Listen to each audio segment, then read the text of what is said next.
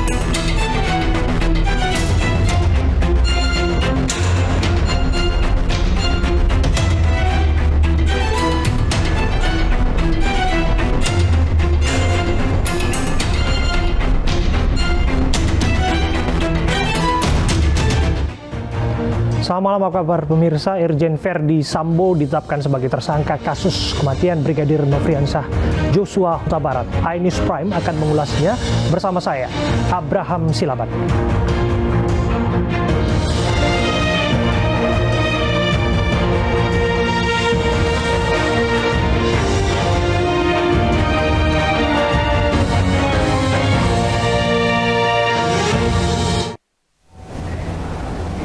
Sebulan berlalu, otak pembunuhan Brigadir Joshua Huta Barat akhirnya terungkap. Kapolri Jenderal Polisi Listio Sigit Prabowo mengumumkan mantan Kadif Propam Polri, Irjen Pol Verdi Sambo adalah tersangka. Verdi Sambo merupakan otak pembunuhan Brigadir Joshua Huta Barat. Dari hasil pemeriksaan tim sus, Verdi Sambo menginstruksikan pembunuhan Brigadir Joshua dengan mengatur skenario pembunuhan yang menjadi drama berseri dalam kasus kematian Brigadir Joshua. Verdi Sambo dijerat dengan pasal 340 dan 338 KUHP dengan ancaman hukuman mati.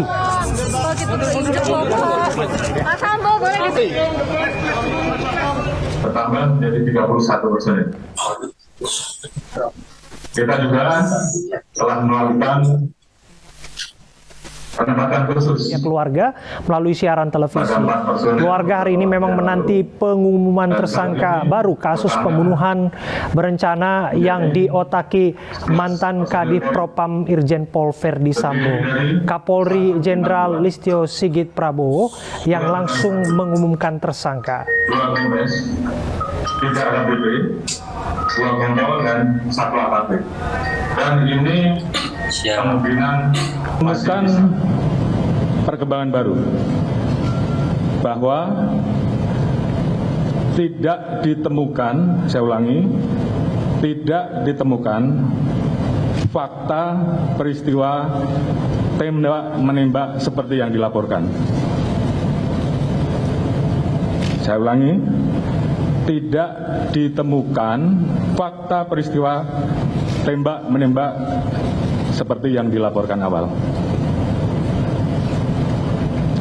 Tim khusus bahwa Polri senantiasa menjalankan amanah dan kepercayaan masyarakat. Polri adalah anak kandung Republik yang sungguh-sungguh mendengar masukan dan aspirasi publik.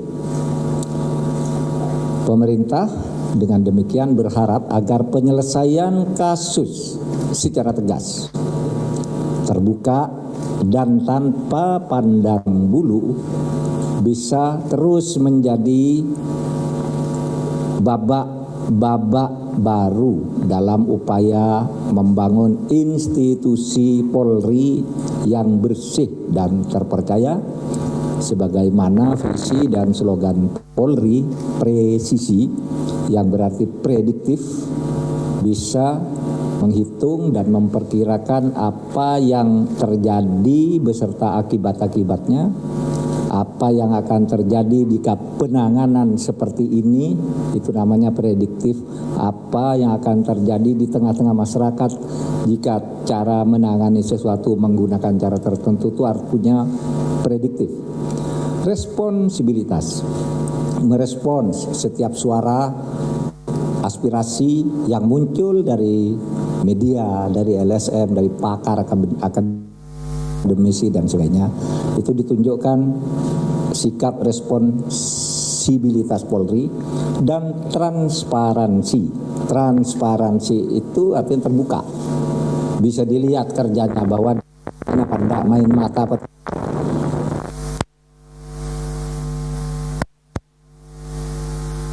pandang dulu jenderal atau kopral atau apapun gitu, brigadir dan sebagainya, itu tetap ditindak secara proporsional.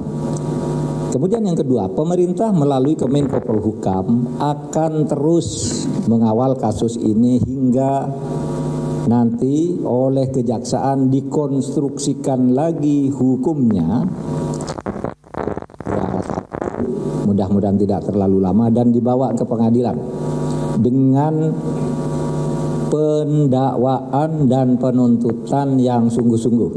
Kita semua akan mengawasi kejaksaan sekarang dan mendorong agar punya semangat yang sama dengan Polri. Kejaksaan harus benar-benar profesional menangani kasus ini dengan konstruksi hukum yang kuat, agar mudah nanti bagi pengadilan dan masyarakat memahami kasus ini sebagai upaya penegakan hukum dan keadilan. Yang ketiga, kepada keluarga korban Brigadir Joshua almarhum, saya mohon agar tetap bersabar dan terus memberi kepercayaan kepada lembaga-lembaga penegak hukum kita, yaitu Polri, Kejaksaan, dan Pengadilan. Saya selalu mendengar pernyataan keluarga korban, terutama ayahnya yang begitu penuh harap atas keberkahan dari Tuhan, agar kasus ini bisa dibuka dan diselesaikan dengan adil. Kita selalu mendengar itu, ayahnya almarhum, mudah-mudahan Tuhan turun tangan, memberi keluruhan, membuka siapa pelakunya agar tegak keadilan.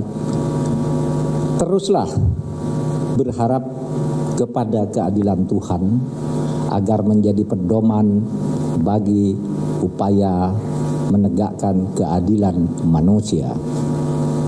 Terakhir, keempat, kepada masyarakat, pemerintah memberikan apresiasi atas berbagai masukan dan dukungan, serta berharap agar publik, baik itu akademisi, LSM, masyarakat sipil, tokoh masyarakat, purnawirawan, dan terutama media massa, agar terus memantau dan mengawasi kasus ini hingga nanti pengadilan memutuskan perkara ini. Mari bersama saya kawal kasus ini agar negara ini berjalan menjadi lebih baik dan lebih baik.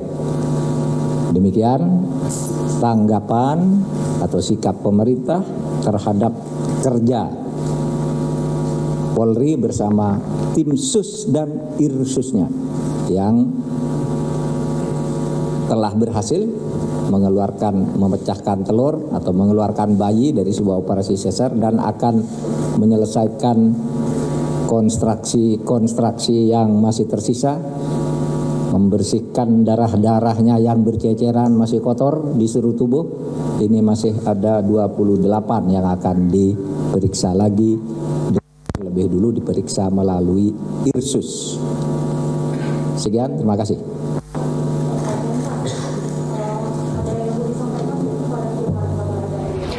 Itu dia keterangan pers yang disampaikan Profesor Mahfud MD, Menko Polhukam. Baru saja secara langsung menanggapi terkait dengan penetapan tersangka Ferdi Sambo sebagai otak pembunuhan Brigadir Yosua.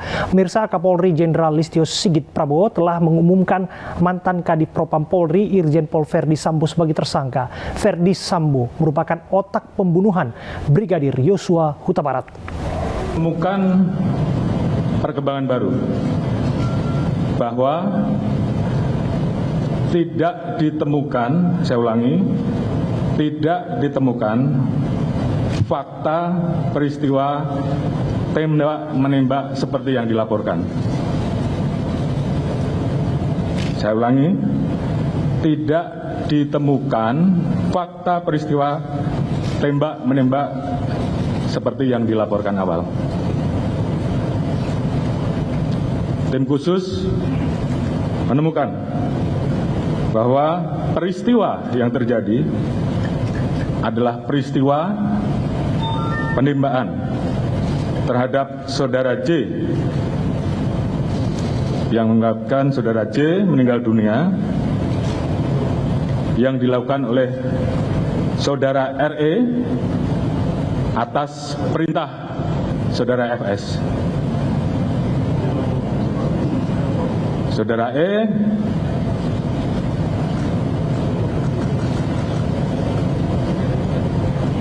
telah mengajukan GC dan saat ini itu juga yang membuat peristiwa ini menjadi semakin terang. Kemudian untuk membuat seolah-olah telah terjadi tembak-menembak, saudara FS melakukan penembakan dengan senjata milik saudara J ke dinding berkali-kali untuk membuat kesan seolah telah terjadi tembak-menembak. Terkait apakah saudara FS menyuruh ataupun terlibat langsung dalam penembakan, saat ini tim terus melakukan pendalaman terhadap saksi-saksi dan pihak-pihak yang terkait. Kemarin kita telah tetapkan 3 orang tersangka, yaitu saudara RE, saudara RR, dan saudara KM. Tadi pagi dilaksanakan gelar perkara dan tim sus telah memutuskan untuk menetapkan saudara FS sebagai tersangka. Saya ulangi, tim sus telah menetapkan saudara FS sebagai tersangka. Terkait dengan pasal apa yang disangkakan dan proses penyidikannya nanti akan dijelaskan secara khusus oleh Pak Kabar Eskrim selaku tim penyidik dan juga beberapa hal yang memang akan dijelaskan oleh Pak Irwasum sebagai ketua tim sus yang mengawali bagaimana proses ini menjadi terang benderang. Kemudian motif atau pemicu terjadinya peristiwa penembakan tersebut saat ini tentunya sedang dilakukan pemeriksaan dan pendalaman terhadap saksi-saksi termasuk. Pemirsa, kita akan ajak diskusi Pak Samuel Huta Barat, ayah almarhum Brigadir Yosua, untuk merespon penetapan tersangka terhadap Irjen Pol Ferdi Sambo. Selamat malam Pak Samuel. Selamat malam. Horas Pak, apa kabar? Horas. Ya, Pak Samuel, saya tidak tahu dengan Anda, tapi berbicara dengan Anda pun saya merasa agak sedikit terharu dan merinding, Pak. Apalagi mendengarkan Ferdy Sambo ditetapkan sebagai tersangka, yang mana tadinya ada skenario yang di setting begitu bahwa ini semua bukanlah pembunuhan. Ternyata sudah mulai terungkap. Komentar keluarga. Komentar kami selaku keluarga merasa terkejut atas diumumkan Pak Listio Sigit tadi bahwa Pak Ferdy Sambo terlibat di dalamnya ataupun termasuk aktor utama yang memerintahkan Baradae untuk menembak anak kita. Kami dari awal tidak menyangka bahwa beliau terlibat di dalamnya. Ya, artinya keluarga sama sekali tidak menyangka bahwa yang mengotaki pembunuhan ini adalah atasannya sendiri, Pak Ferdy Sambo? Iya, kami tidak menyangka. Soalnya dari mulai anak kita sama Pak Ferdy Sambo bekerja, tidak pernah almarhum menceritakan hal-hal yang tidak baik, selalu yang baik semua. Jadi oleh karena itulah kami tidak menduga bahwa Pak Ferdy Sambo yang memerintah untuk ditembak. Oke. Yang jelas sampai saat ini adalah disampaikan tidak ada tembak-menembak, yang mana Putra Andra adalah korban almarhum Brigadir Yosua. Kita ingin tahu bagaimana kemudian keluarga, termasuk ibu, kemudian adik almarhum merespon kasus yang semakin terang benderang seperti ini. Ya, ibu meresponnya, dia pun ikut terkejut. Apa mungkin? Tapi kenyataan ini, jadi ya kita pasrahkan aja lah sama tim khusus yang dibentuk oleh Pak Listio Sigit. Adiknya ya tinggal di Kota Jambi, sedangkan kami tinggal di Sungai Bahar. Belum tahu kami gimana respon mereka. Oke. Tentu 1 bulan adalah bukan waktu yang singkat. Anda sempat bercerita kepada saya bahwa setiap hari Anda hanya tidur 2 jam. Kemudian juga setiap hari ini menjadi kepedihan bagi keluarga, termasuk berbagai tudingan yang disampaikan kepada almarhum putra Anda, almarhum Brigadir Yosua Huta Barat. Kalau Anda bisa bercerita bagaimana perjuangan, air mata, kemudian juga jerih payah, energi yang terkuras sampai pada akhirnya terungkap kebenaran demi kebenaran. Boleh cerita sedikit, Pak Samuel? Perjuangan kami terhadap almarhum anak kita dari awal memang kita tidak percaya bahwa yang berhembus di tengah-tengah masyarakat anak kita ini dituding mencabuli ibu putri. Jadi sedikit pun kami tidak percaya. Oleh karena itu kami berusaha mencari keadilan biar ada titik terang apa sebenarnya yang terjadi. Sampai saya ke Jakarta yang diundang oleh Dewan Tubuh atau Marta Huta Barat untuk mengungkap ini semua. Saya berterima kasih sama Dewan Tubuh kami yang ada di Jabodetabek yang begitu mensupport agar kasus ini terbuka secara transparan. Hasil perjuangan itulah yang didukung oleh Dewan Tubuh yang ada di Jakarta. Boleh kami menemui Pak Mahfud MD di kantornya dan diterima kami dengan baik. Puji syukur sama Tuhan, apa usaha kami semua dengan tim lawyer kita, Bapak Kamarudin Simanjuntak, yang begitu getol untuk mengungkap kasus ini. Ya, membuahkan hasil yang begini. Pak Samuel, sebagaimana yang pernah saya sampaikan dalam pertemuan kita sebelumnya, posmaroham hasitongan naing tardas. Artinya kebenaran secara perlahan akan terungkap. Kalau saudara-saudara kita menyebutnya Gusti Allah boton sare, Pak. Artinya yang kuasa tidak akan tidur, begitu. Tapi bagaimanapun banyak pihak yang berkontribusi untuk memastikan apa yang tadi gelap semakin terang benderang. Apa yang ingin Anda sampaikan kepada petinggi-petinggi atau siapapun pihak-pihak yang berkontribusi demi terungkapnya secara perlahan kasus ini? pertama sekali kami mengucapkan terima kasih kepada Bapak Presiden, Bapak Joko Widodo, yang begitu merespon ataupun memerintahkan Kapolri secara berturut-turut 3 kali. Dan begitu juga kepada Bapak Menko Polhukam, Bapak Mahfud MD, yang begitu menyediakan kami atas kunjungan ke kantornya dan menampung semua keluhan-keluhan saya khususnya, dan beliau menampung semua aspirasi. Begitu juga kepada Bapak Listio Sigit, Bapak Kapolri, kami mengucapkan terima kasih atas ketekunannya, atas siang malam beliau bekerja dan memerintahkan dan membentuk tim khusus yang begitu bekerja siang malam agar terungkapnya permasalahan ini. Ya. Kami sangat mengucapkan terima kasih. Ya, tentu tak mudah. Dan suara publik itu juga faktor yang sangat berpengaruh tentu saja. Netizen, kemudian juga pemirsa, termasuk media yang secara terus-menerus menyoroti jalannya kasus ini untuk dibuka secara transparan begitu, Pak Samuel. Mengingat bahwa sedikitnya ada 31 anggota kepolisian yang disebutkan tadi, saya bisa jadi salah, tapi saya dengar demikian tadi, yang berusaha untuk mempengaruhi kasus ini tidak terbuka begitu ya, dan sedikit demi sedikit faktanya kemudian terbuka. Pak Samuel, ini belum semua terbuka. Kita tahu juga motifnya belum disampaikan. Apa yang ingin Anda sampaikan mengenai motif yang harus dibuka? Kita kutip tadi pemberitahuan Bapak Kapolri bahwa motif peristiwa ini masih dalam penyelidikan. Ya, kita tentu bersabar menunggu kerja keras tim yang dibentuk oleh Pak Listio Sigit. Kita harus bersabar apa sebenarnya motif juga di sini semua. Oke. Kemudian saya akan bertanya mengenai surat yang disampaikan oleh Barada Richard Eliezer.